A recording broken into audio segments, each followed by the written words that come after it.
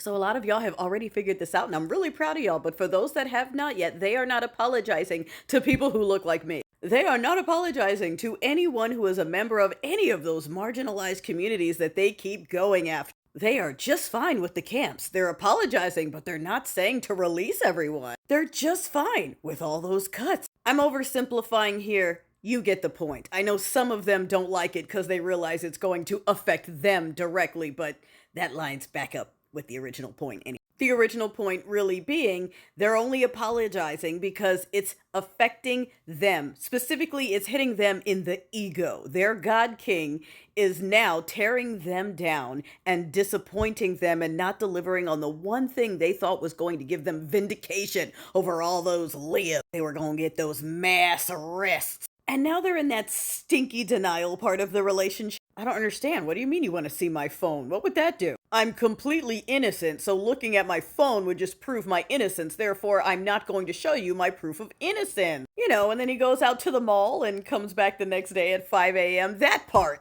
And for a while, you're sitting there telling yourself that sure, the phone proves his innocence and that's why you can't see it. And he was at the mall until 6 in the morning, even though the mall closed at 10. But one day it clicks that you don't need to see that phone.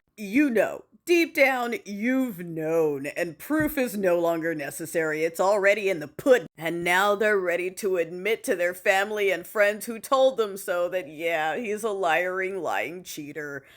That's the part. That's the part right there. So now that many of them have ruined their lives and are now personally embarrassed by their own idol, now they're apologizing to the people who look and live like them, but were more progressive and liberal leaning. The Mayo folks who told them so, not us. They're apologizing to them so they can get access back into the club when this is done. And y'all know what we have to say about that. You know what we have to say about that. There is no going back and hiding in the closet after this one, darling. No. You were clapping.